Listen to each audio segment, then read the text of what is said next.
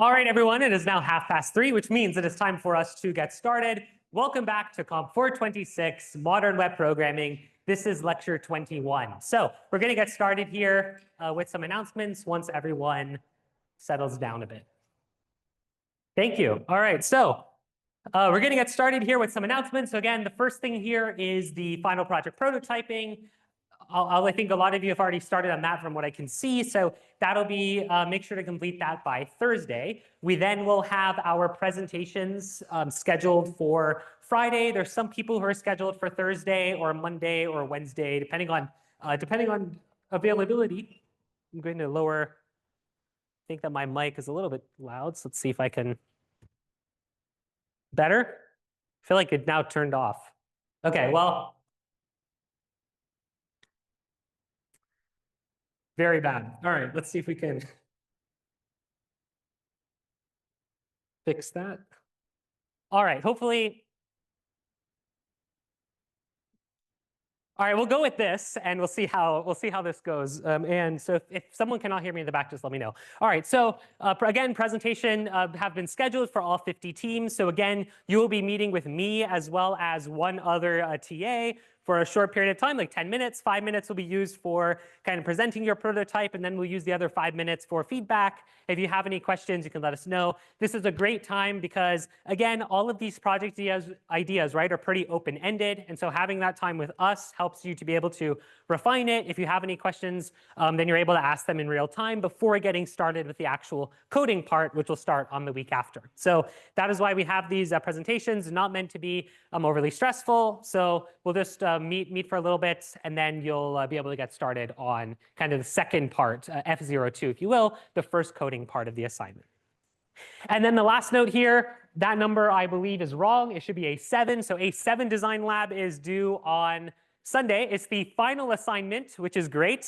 You all have been working very hard, I know, on Alias and with Oriole before that. So the assignments, because of kind of how the schedule ended up, especially with fall break, a lot of this stuff with our exam is pretty compressed. But after this assignment, there'll be no more, and it will just be time for you to work on your final project. This assignment should be shorter than the other two by far. It's just kind of using ShadScan components and getting used to design. You won't have to do a lot of like database work or anything like that. So just make sure that you kind of time for that this week. And then finally, we're around 5-ish lectures left, if I count correctly. So we're kind of nearing the end of the semester, which is very exciting. So I know where people are beginning, we're getting near the end. So even though you might want to kind of check out and check off, ask just for a little bit, one last push for the end, we greatly, greatly appreciate it. Are there any questions with any of the announcements here? Perfect. And then another note, as you all probably saw, I do apologize for the significant delay getting exams out. They were graded over a week ago, but we had a lot of makeups that we had to kind of get done. And so I released those today. People did very well. The average A and the median were Bs, right? So last time the average was an A. Of course, this midterm, though, there's a lot more content, so that was to be expected. However, nothing out of the ordinary there. I think that given kind of the weighting as well as all the other stuff with extra credit and assignments, whatever, even if you didn't do as well as you would have liked, I don't think it would have had such a negative impact. So don't worry too much about it. Otherwise, though, I think people did still overall pretty well. So good there. All right, so what I would like to do real quick before we get started with the content for today is to kind of continue one last small part that we didn't get to talk about last lecture. So last lecture was supposed to be called Colors, Typography, and Icons. We only got to Colors and Typography. So I want to kind of finish up that and talk about kind of the last core piece that kind of goes very well with regular typography. And that is, of course, iconography, or just icons. And so iconography is just this idea, right, of creating and using these icons, which are these little glyphs, right, or graphics, effectively throughout an application that you are building, right? So along with things like good colors, good color palettes, nicely applied fonts, icons really, really help to spruce up any application. There's also a lot of benefits to icons, right? So what you might be able to explain with a word or with a few words, you may be able to also convey that same idea or the same maybe note to the user action in the form of an icon instead, right? So for example, if you were to write like go back or go back to the previous page, you might be able to either shorten that or replace that with like a left arrow icon, for example. So it's very good for being able to use your space wisely. And it also provides a good visual aid for different maybe actions that you have in your apps. One thing you'll notice is if you go to any website, icons are used a lot. You'll see icons nearly everywhere. Things like, for example, trash cans or X's or arrows, right? There's also many others. You can see here, this is a small kind of collection. You've definitely probably seen the pencil icon, right, for editing. They have the kind of that floppy disk icon for saving, right? And these icons, even though they're a picture, they only take up a small square of space. They can convey a pretty important action or a pretty important idea to the user. So these are very useful to use throughout your apps, and it also is often when your app has a lot of text on the screen, icons are a great way to kind of break it up and add more variety instead of it just being a sea of text right on the page. And so what is how are icons actually kind of created and displayed right in the applications that we use? So it's very important to note here, because if you're used to regular images, for example, in the images that you may have added in your Pokédex assignment or images that you may add even in your personal portfolio, right, you probably used an image file for that. It's like a PNG, a JPG, JPEG file, right? And that is kind of how we specify images typically. However, icons are almost always not defined in this particular format. Instead, they're defined in what's known as an SVG or an SVG file, right? There's a very important distinction between these two different things that is why we end up using SVGs over something like PNGs, right? So SVG stands for this idea, it's called scalable vector graphic, right? And so the idea of an SVG is that for a particular shape, right, typically in an image, you use pixels, right, to describe, let's say you have an Apple icon, which you'll see in a moment. It's there on the board, but we'll see it in a real example pretty soon. You can draw, right, an image by adding pixels on the screen, like black pixels. That's how typical images like PNGs and JPEG images are set up. But with SVGs, instead, we mathematically define what a shape should be like. So for example, in this Apple icon, that apple outline, or the shape of an apple, is defined using either like certain steps, right? We're essentially mathematically writing what that stroke should be like. And the reason why this is so important is because when you have pixel-based images, which may be in some size, let's say you have a 32 pixel by 32 pixel icon. Well, if you ever wanted to resize that, maybe make it much larger, 128 by 128 or 300 by 300, if it's pixelated, right, as you keep increasing the size well beyond what its original size was, your image is going to appear more and more pixelated because you do not have that fine-grained data of what the actual stroke is supposed to look like. You just know where the pixels are supposed to be. And so if you only have, let's say, a 8 by 8, right, pixel image, that's 64 pixels. If I want to scale this image to something that's 100 by 100, right, we do not have any more data beyond those 64 pixels. And so you're only going to have kind of these blocks. You're only going to have 64 blocks worth of actual drawing in your PNG or JPEG image. And so this is the reason why if we mathematically define it, no matter what size we scale to, you will not have any pixelation, because every time we're just using whatever, usually like stroke path that's defined in an SVG, we just follow that and we scale it up based on maybe a certain size. So you never end up having a very pixelated image with that. In HTML, these will turn into just SVGs. So there's an SVG element in HTML that allows us to add these things in.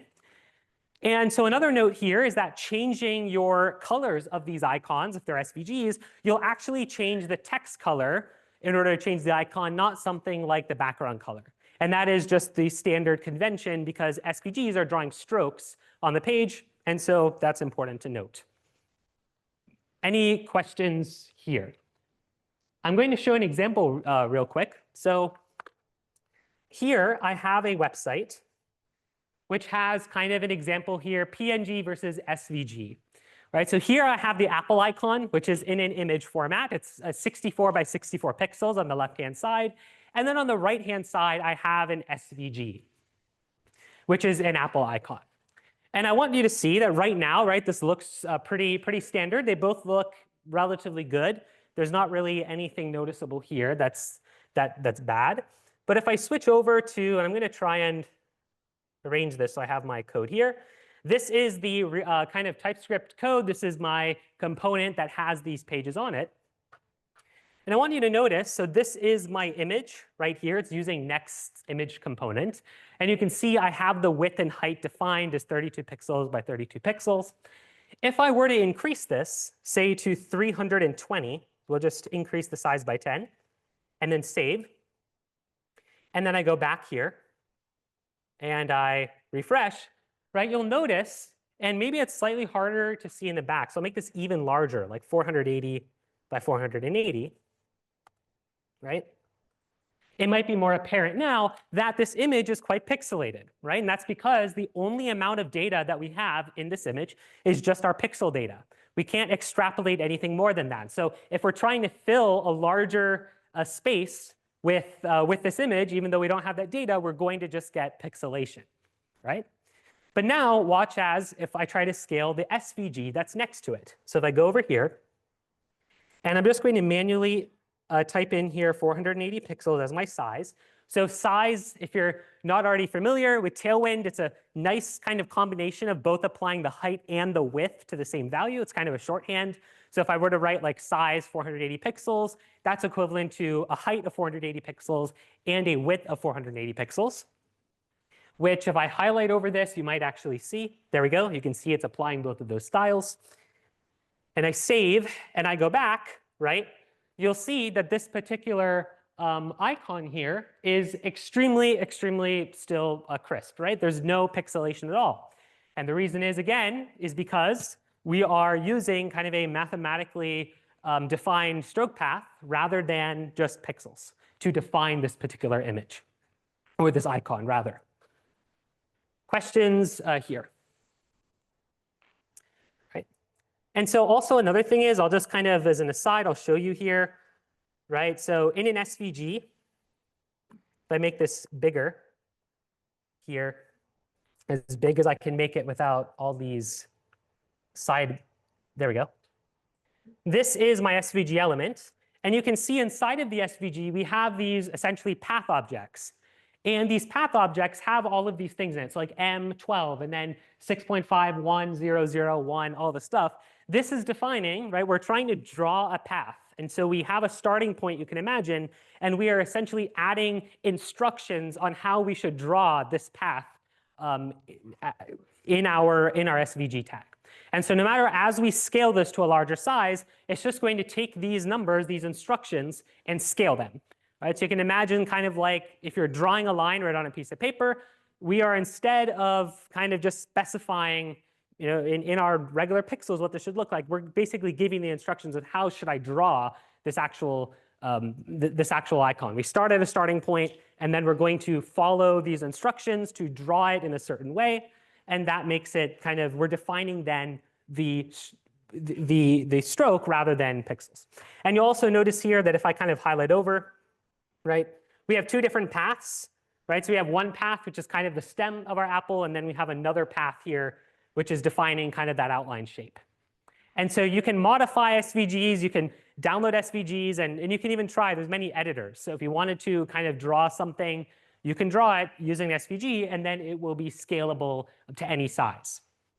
If any of you have taken a graphics design class in any way, you may have seen, I believe it's, if I remember correctly, it's either Adobe Illustrator or Adobe InDesign, one of the two. I think it's Illustrator that allows you to make SVGs. And so a lot of times if you're like creating a graphic or something, or a logo, very commonly, if you're making a logo for a company, you would make it in an SVG format so that no matter where, if you want to print it outside of your outside of your shop and it's like a massive, it's like a billboard, it still is clear.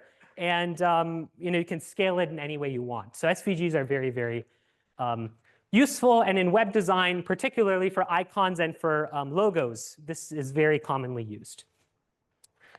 Any questions here? Great. So I think I have a duplicate slide. There we go.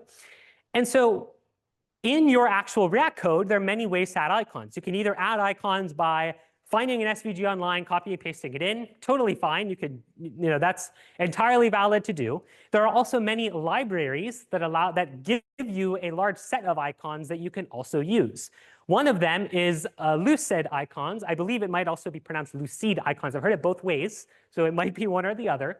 But this is a library of thousands of really, really nicely designed icons, which can be used directly as React components. And so companies even like Vercel and Supabase use this icon set for icons in their actual web application, which is quite nice. So again, if I click on this here, it'll take you, and you can go, there's this lucid.dev.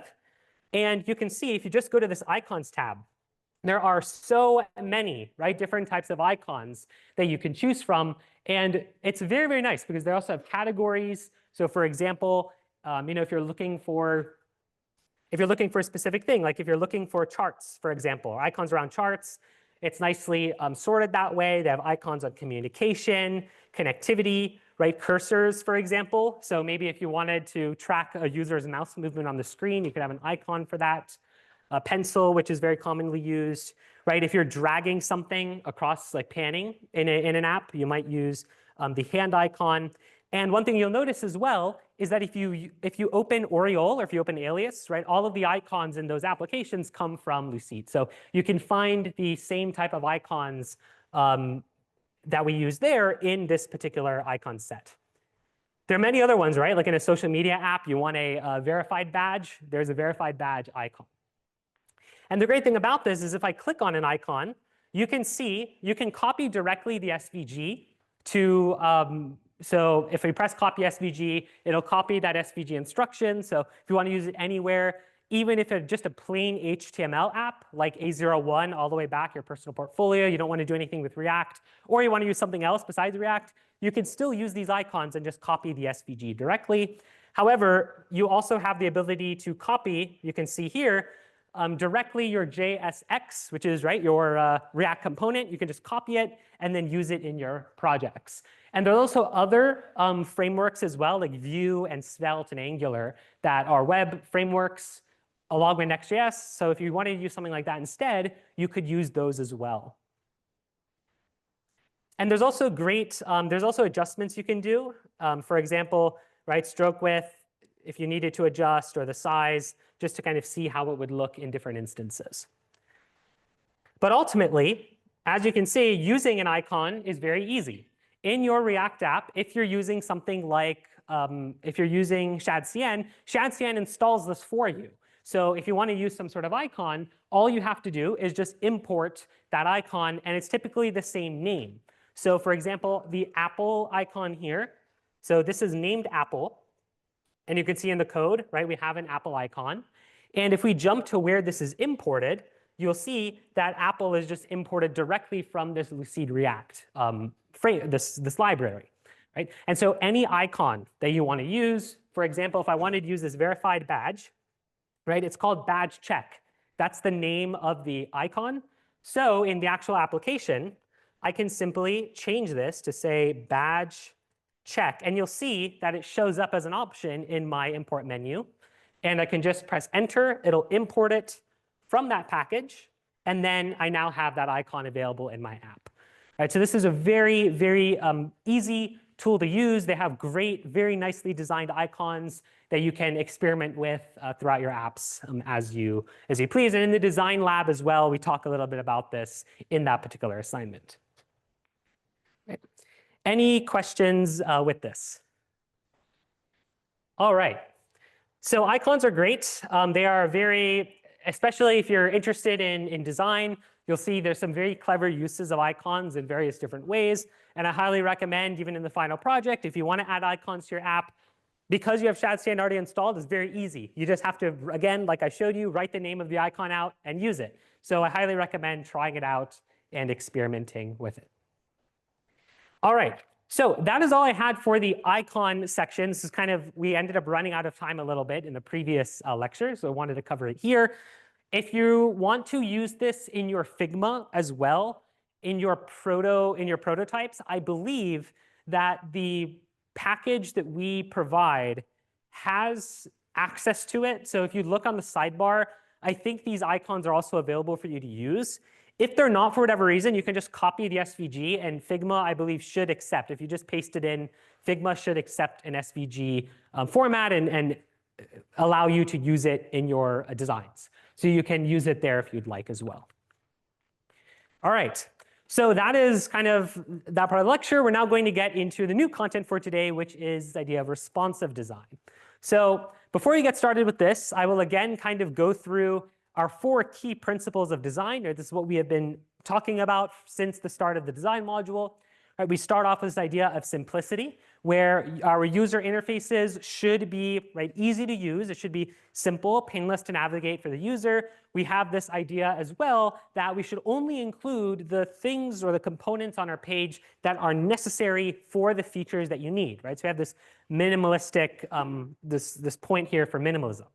And again, I stress here, it's not that we don't want our pages completely empty. Right? But the idea is we want to only include what is important for the user to see. That way, it becomes easier for them to identify the core key actions in their app and be able to use those. We then talked a lot about this idea of consistency, especially both in our color lecture and in our UI design lecture, where we talked about these design systems. Right? This idea that across user interfaces, for example, in our one app, as we're switching pages, visually and functionally, we should have a consistent experience across these different views. Right? We want to make sure that across our interfaces, if we kind of build some component, a user expects to perform some action a certain way, it should work the same way across different pages. Right? That promotes this idea of consistency. Same thing with colors, right? If you have some sort of color palette that you're using for your apps, your entire app, no matter what page you're on, should use a similar color palette. You shouldn't have different color palettes for different pages. Right? We have this idea of consistency for your brand and for your apps. Then again, we talked about user centricity, something we're also going to be expanding on today, which is this idea that our app should be built around user needs. What a user wants as a feature should be what we prioritize in the actual applications that we build. Right? And so you may have this thing for, again, you may have heard of this thing called user stories, where we essentially try and build some persona about a user. Let's say one of our users is a student, or another is an instructor. It's 2 different classes of users, and then we might specify what are the features that students would want versus instructors, et cetera. Right? So we kind of build this idea of the user we're targeting, what features they want, and then we build those features and design our apps around those users. As I said before, there are many times where there are cases where you want to build a feature because it's exciting to you personally, right? And that it might be cool to implement, or maybe a graphic that looks pretty nice. But again, it's important that it is usable for who we want to use our apps, right? And that we're keeping those users in mind. And then finally, this idea of accessibility. Again, very important. We're going to be talking about this on Thursday a little bit as well. This idea that there are many what we consider non-traditional users of our apps who want to use the apps that we build. And the only way to ensure that these individuals are able to use our apps is to keep their needs in mind, whether that is visual impairment, or maybe a hearing or motor as well, like using, maybe they're unable to use a mouse, so they're unable to see or have color blindness. And so designing our apps in ways that allow those users to still use our apps is very, very important. Right? For example, one thing that we talked about last lecture with colors is this idea of color contrast. So people who have, for example, a visual impairment, or they have they're colorblind, right? Having good contrast between colors allows them to be able to see more clearly what is written on our page. Any questions here? Great. So one thing I want to talk about today is this idea of platforms. So platforms is kind of a term that we use in different ways, right? Depending on, sometimes we talk about operating systems, right? Like iOS versus Android, or Windows versus Mac. In this case, though, what we are, in a more general sense, when we consider the word platform, this just means a classification or a specific type of device that a user may load our website with, right? And it's important to note here that we have been designing right now our applications on a laptop, right, or on some sort of computer with a horizontal screen that's pretty big, right, easy to see, and that we use a mouse and a keyboard to interact with. However, that is not oftentimes how our users are going to be interacting with our apps. In fact, according to different data sources I was looking at, nearly 60%, so over half of all network traffic to applications like this or websites ends up being from a mobile device, like a phone or a tablet or something like that, right? And so if you think about it from the perspective of a mobile user, right? Think about the differences in, for example, screen size. It's much smaller. You have a more vertical screen rather than a horizontally wide one. Users use a finger, right, for touching and scrolling. They're not using necessarily a mouse and keyboard. And so it's very important that as we design our apps, we keep those users in mind because they represent a very large part of our base of users. And so there's different websites that you can use to kind of explore the differences between what applications, how you like using them on a computer versus using them on a phone.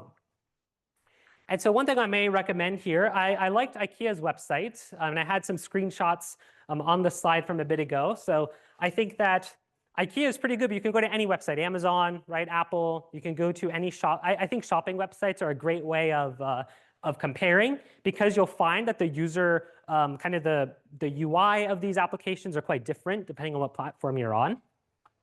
So for example, if I open up here IKEA's website right here, and actually what I'm going to do real quick is I'm going to try and open up this in, I know that my screen, turn it off for a second. I want to try and switch my view here if I can. There we go. So my email is in. There we go.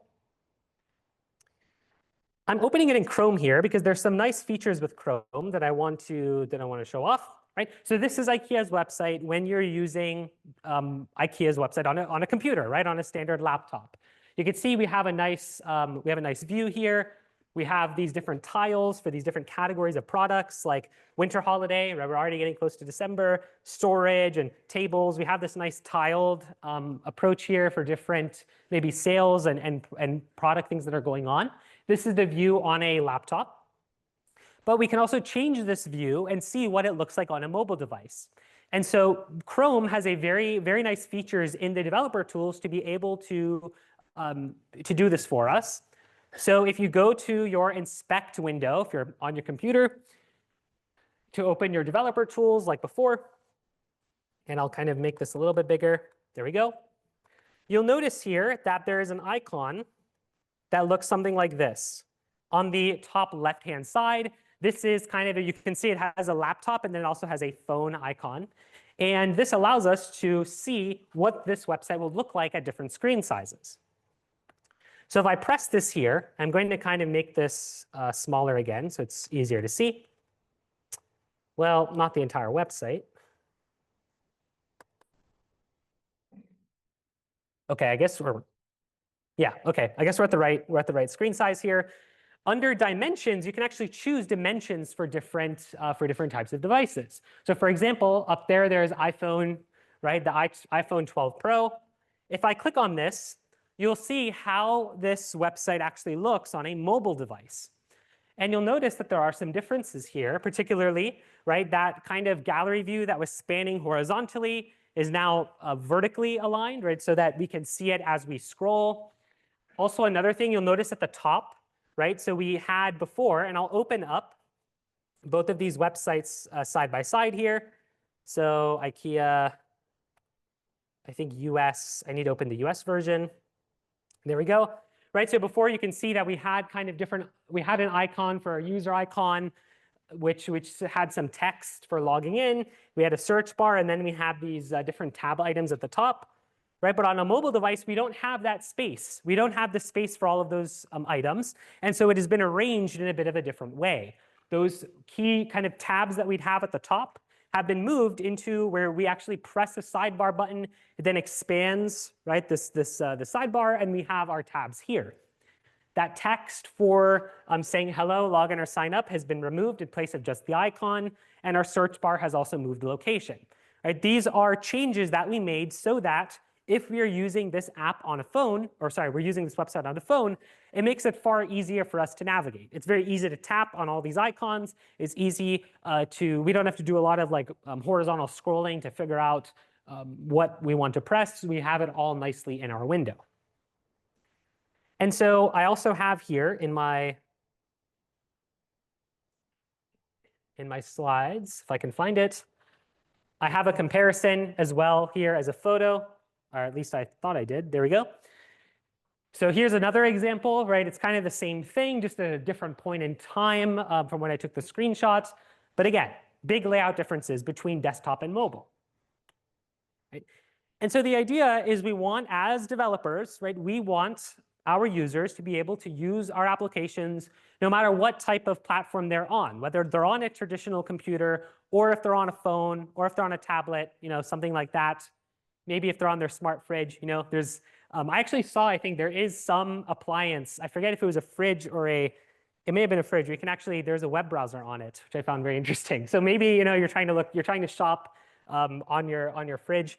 So anyway, depending on, right, the type of users that want to use our app, we want to make sure that they're able to use it. And so this is key to this design principle, right, of user centricity. We have these users, they have needs of being able to use this device or use this website on different devices. And so we want to make sure that our website is designed for that. For example, here I called out Connect Carolina. I believe they actually made an update over the summer that maybe slightly fixed some of the issues from the original design. We'll be exploring that today, though, a little bit. You'll have the chance to log in and check it out. But for example, before in Connect Carolina, a lot of times, if you want to find a certain page, you have to keep scrolling around the window. It's not really built for mobile device use. And so in general, the key point here, which is on the bottom, is that this idea of designing pages to display well on any screen size that a user might access is known as responsive design. The word responsive comes in from this idea that our website responds to changes in the screen size and maybe reorients itself to still be usable. Are there any questions here? Great. Right, so you can see here, again, responsive design, designing user interfaces to display well in any screen size. And you'll notice here that there are many different types of variations, right, of different screen sizes. You could have a phone that is displaying vertically. You may have a phone that's been tilted to be horizontally visible. You may have a tablet, again, various different things, laptops, monitors, various different types of displays. Now, there are many strategies that we can use to essentially make our apps work on these different screen sizes. Some of what you saw in the IKEA app, and I'm going to kind of highlight these, that if you're trying to design an app and you're trying to make it responsive, these are maybe things that you would want to look out for. Right? The first one is it's often very common that we will change the orientation of content in a view to instead of being longer horizontally, for example, a row, things are placed in a row, we instead are going to change it to be displayed in a column. So it's very common, remember all the way back from one of our first lectures, we had this idea of flex boxes. We could have flex columns to display things vertically, flex rows to display things horizontally. You can see here on the left-hand side, maybe you have a desktop view where our items are displayed horizontally, where we have like our image and then we have our text next to it, right? But in a lot of cases, you have a very narrow phone. If you were to keep this design, then that text would run off the side of the screen. And so instead, what we can do is we can change this into a vertical view like so, maybe even center our text and make this into a tile. Right? So very commonly, this just ends up taking a flex row and changing it into a flex column. One CSS change, and you can have a pretty nice design just by taking what you had and just reorienting it a little bit to make it fit better on a mobile device. All right, any questions of this one? You probably saw it in the IKEA website, right, a little bit, where we had that search bar and then we had our icons. But then, so if I go back to that here, right, we had on our mobile view, notice our search bar is on the bottom. This is like a column here where you have our icons and then the search bar. But then on our computer, this was a row where we had our search bar and then we had icons next to it. And so we just by reorienting it, it allows it to fit on a mobile device. Another one very common is sidebars. So a lot of times in a desktop app, you might have sidebars that are visible on the left-hand side. You might have many options to select from or different tabs to select, and that's great. It works on a desktop because we have a lot of horizontal space, and so we can just use a chunk of that horizontal space for our sidebar. But on a mobile device, we wouldn't be able to fit it in because we don't have such space. And so instead, it's very common to use, we often call it like the hamburger icon, right? It's 3 lines. And instead, click on that, and then it opens the sidebar kind of as a popover instead of just keeping it directly on the page at all times. There are a few good things with this. One, having that icon and then also having the X button is very good from think about it, we're using touch oftentimes to do this. And so it's very responsive to that particular form of user input, right? And also, secondly, it just takes up a lot less space on the page. An example of this is and you all have probably seen this, right? So if you go to the CSXL website, we have a sidebar here on the left-hand side with our items like events, organizations, about the Excel, et cetera. But if I were to go to it on a mobile device, right, we have that same type of icon. You click on it, and then it shows the sidebar to change your pages. Otherwise, when you're not using it, you can just tap away, and it removes the sidebar from the view. So this is a very common, you'll see in a lot of apps. The Excel app is one of them. And the IKEA website also had an icon that you clicked on the same type of way. Questions there? Yeah. Building the functionality in our app to like have it know whether it's in portrait mode or landscape mode or like yeah. Done by the browser. Good question. So we'll be talking about this in a little bit. There are ways that we can write our styling to be able to detect what our screen size actually is at any given time. And so we can essentially conditionally use different Tailwind styles depending on the size of our page. And you can do this with regular CSS as well. It's Tailwind, right, is just an abstraction from it. So even in regular CSS, you can detect your screen size and have custom styles run at different times. Yep. So we'll be seeing that in a little bit. Any other questions? All right. Another one, which may feel slightly redundant to what we had before, but it comes across you'll see this many times, is this idea of if you have a website with multiple columns, for whatever reason, it's very common that you will end up stacking these columns instead on a mobile device, right? Because you can see here, if we have 3 side-by-side items, well, if we tried to do that on a mobile device, we'd have to scroll horizontally. It's much more natural on a mobile device to scroll vertically up and down. And so we can just reorient our items to essentially be in this layout. An example here that I want to show is actually with this homepage on the Excel site. So you'll see on the side, we actually have 2 columns here. We have one column with news, and then we have another column with kind of our operating hours, and it says, welcome to the Experience Lab, right? There's a photo and some text. If you go to the mobile view, though, notice how the arrangement is different. So what used to be right in the top right corner, right here, of the page, has been moved to the top right here. We've taken our 2 columns, and we have reoriented them to essentially be one massive column. And a lot of times we'll try and make our orientation to essentially have the most important or the most pressing information right at the top. So in this case, even though in our desktop view, the actual hours, right, that we had, the operating hours, was on the right-hand side of the page, the second column. Well, if you're on a mobile app, you might be just going to the Excel app to see, is it open, right? That's like one of the main reasons why you'd go onto the website. And so instead of hiding that particular item beneath all of the news, we'll say that that's the most important thing the user might want to see first. And so let's put it at the top of the page. And so you'll see here that we have the operating hours right at the top. So if anyone wants to quickly check the hours, they don't have to scroll around for it. And then we have information about welcome to the Excel. If you're actually logged in, it'll show you room reservations in this particular spot. And then if you scroll down, then you see the news, right? So again, with mobile, when we change to mobile, we not only just have to, for example, just turn rows into columns, we can also think a little bit more critically about what information do we want to actually display first to our user, right? As you've probably heard of before, right, in Google as well, people mostly click on the top 4, maybe Google search results. Going to the second, third, and fourth page, no one really ends up that far in Google search. Same thing kind of happens, the same type of logic is applied here to our website. A lot of times users, the stuff that's kind of near the top of the website, especially on a mobile device, ends up being much more important and seen by the user far more than something at the bottom. So if you have the important information at the top, that for the user, they're able to very quickly identify what's important, and they don't have to scroll around or end up losing interest and leaving the page as well. Any questions with this?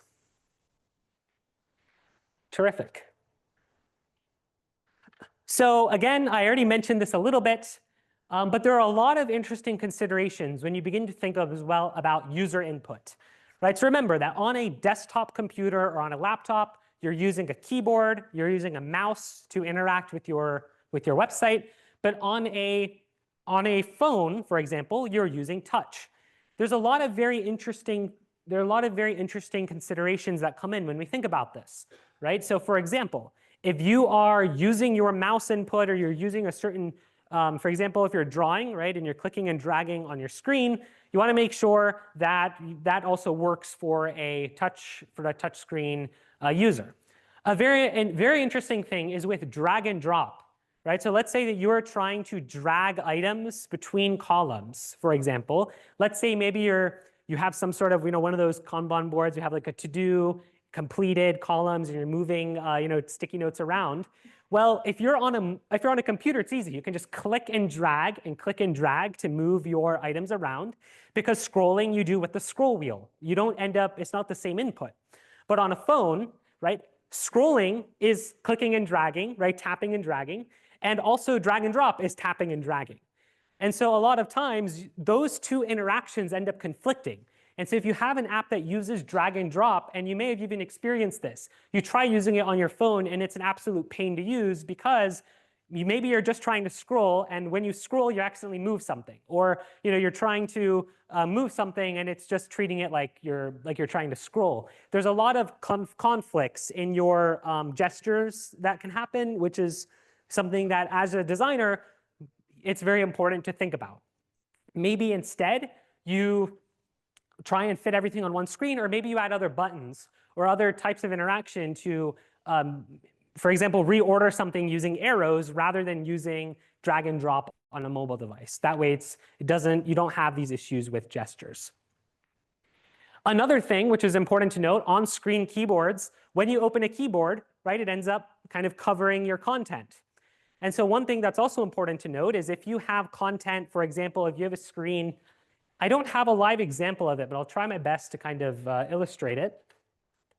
So unfortunately, my tablet is not working here. So if you had a screen like this, and maybe you had some sort of like input here, like maybe this is where you're typing in some information, right? Whenever you click on this input, well, your keyboard that you have now opened will actually take up this much space right on your screen.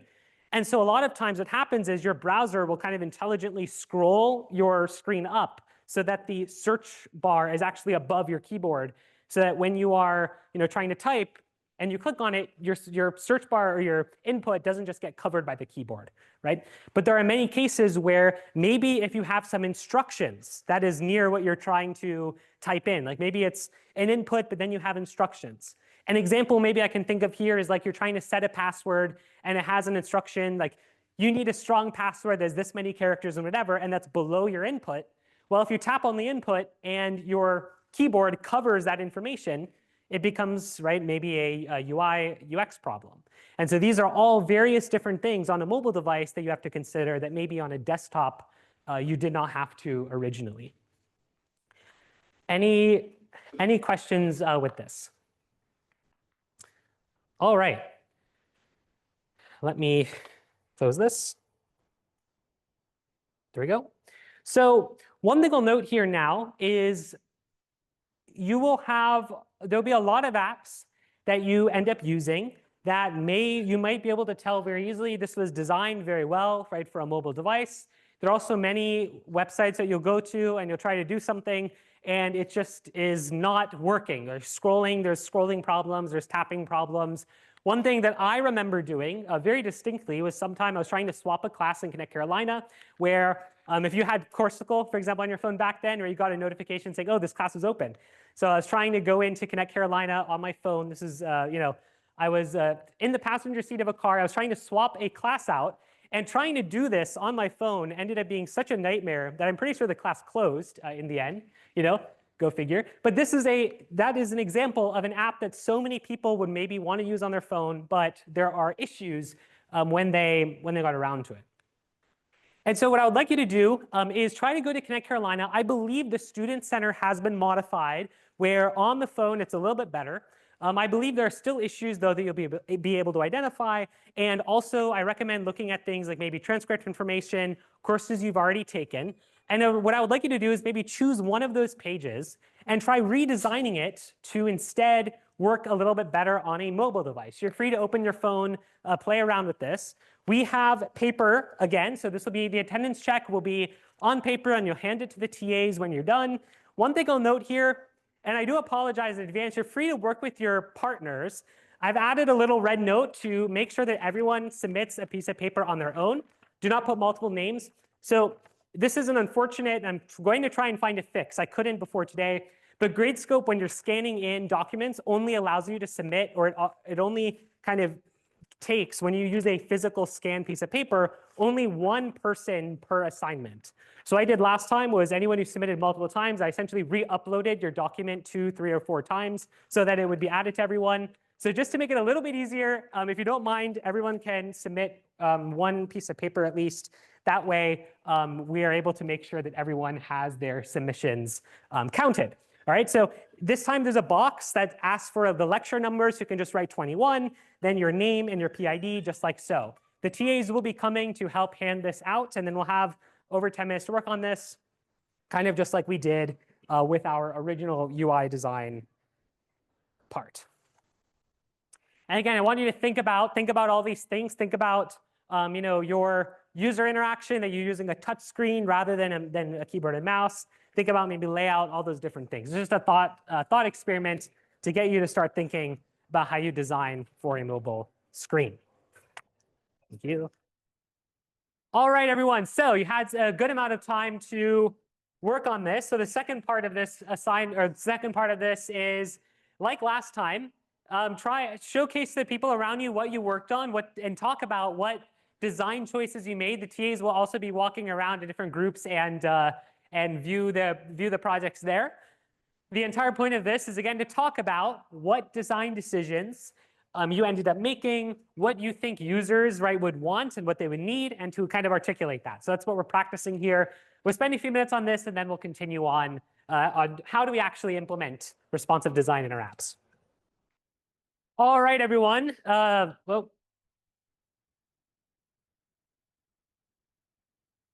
This mic has been showing, it's been alternating between red and green. So if it shuts off at any moment, I'll try and talk a little bit louder. So I apologize about that. But great work here. We got to see a good amount of designs. And is there anything that anyone kind of, maybe because I don't have the ability to kind of show the actual image on the screen that you all worked on, but any kind of common maybe problems you identified and then a solution that you had? Yeah.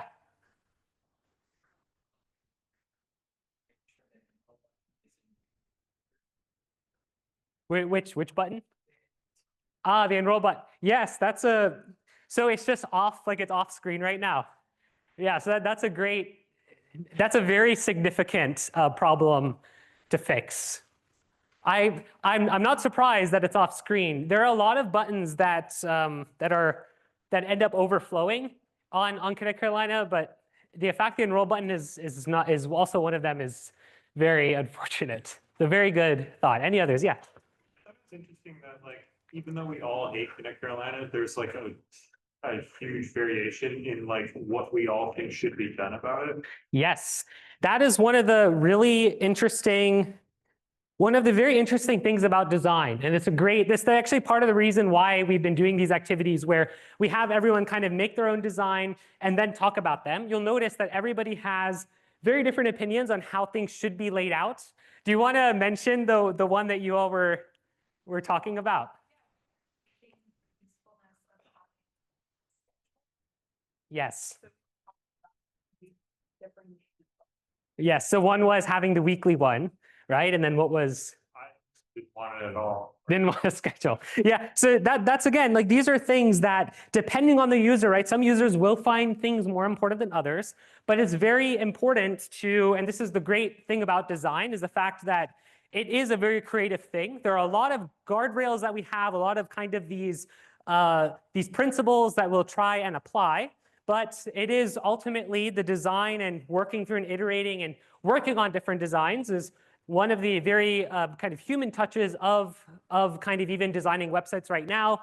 And so even into the future, even if you have, I know there's been a lot of talk about kind of this idea of websites, right, using AI tools to generate a lot of code for these websites.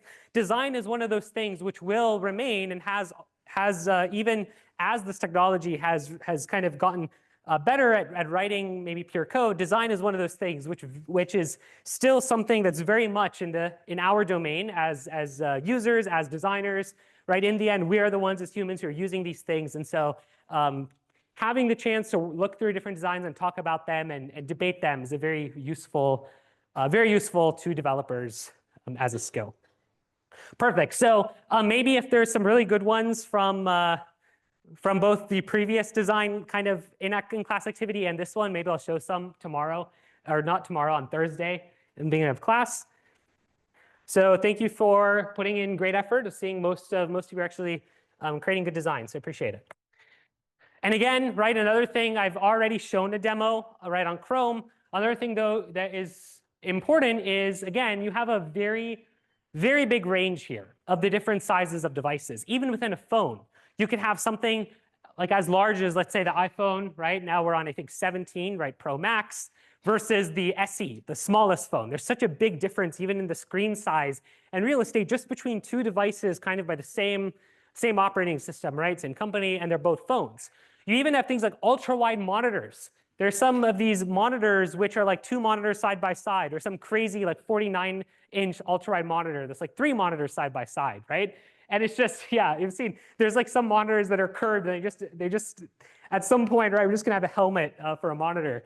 But it's crazy because that's a really, like, how do you design a website if you're not careful and you're using like width 100%, for example, as a value in your app, well, you'll be very surprised once you load your website on an ultra-wide monitor how things can go very wrong, right? So it's important to think about all of these different screen sizes. Now with Tailwind, and this is kind of where we're getting into the question that we had about how do we actually do this? We've talked about trying to design for different screen sizes. How do we end up actually doing this in our code? And so with Tailwind makes this process much easier. You can do this as well with regular, regular CSS if you would like. Tailwind though has very nice features that make it easy to use. And there's actually one right here. You can see there's these things that Tailwind has called breakpoints, where you have like SM for small, MD for medium, LG, and then also XL. And you'll notice that as I change this window, you can see how the design ends up changing. So there's some code here that we have added that utilizes these breakpoints to actually change the design. How this ultimately works is something like this. If I go, there we go. How it technically is done is we can add these breakpoints to say that we want a certain style to appear at this size or greater. So Tailwind kind of has this idea of, or this philosophy of mobile first design, where the initial CSS or the initial CSS styles that you add is what's going to be applicable to all screen sizes, starting from the smallest. And then we can apply other screen sizes, or we can apply other styles at larger and larger breakpoints. So for example, in this case, this particular div will be a column on, for example, mobile devices. But then on screen sizes that are medium in size or larger, it's going to be a row instead of a column. And so we can apply, for example, this MD colon, that's the breakpoint, and then we can apply a style to it. And so you can see here that styles then are applied essentially for screen sizes equal to or bigger than the size we put. A lot of people make the mistake of thinking let's design, or Tailwind designs from kind of desktop first, and then we put SM like for small, and then we apply a style and thinking that that's going to be applied on small devices. It's the opposite, right? So what you apply by standard here in green is what's going to be essentially on our smaller device, and then we'll add custom styles for larger devices. How this ends up working, so there's a small demo here that I will do. I'm also noticing I have 5% battery, so we're going to try and speed through this here before everything breaks. So I have a page that hopefully will load here. There we go. And so I have an example where you'll notice that I have this layout, which is just a bunch of cards that are kind of displayed side by side, right? Maybe this is a menu. And if I make this a little bit bigger here, right, you'll notice that as I make this smaller, right, our cards right now change in size, which is not something that we'd actually expect because the width is set on these cards to a specific value. So you can see if I make this really small, right, we end up making everything becomes really small that ends up overflowing on the screen. There are a few ways to fix this. One of the main styles that you'll come across, so we go over to our code, and there's this right here. We have this div, which contains all of our gallery cards in it. One thing that's very common is this style called flex wrap.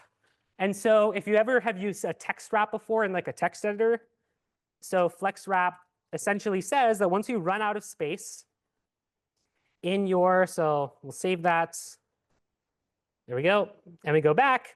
The idea is that, right, as we resize, our cards are essentially going to wrap to the next line rather than overflow. This is one thing that's very commonly applied in many cases, where if you are on a small device, we'll just have all of our cards wrap.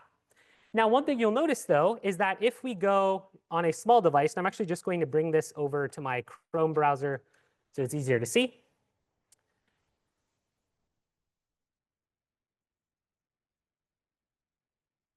If it loads, I think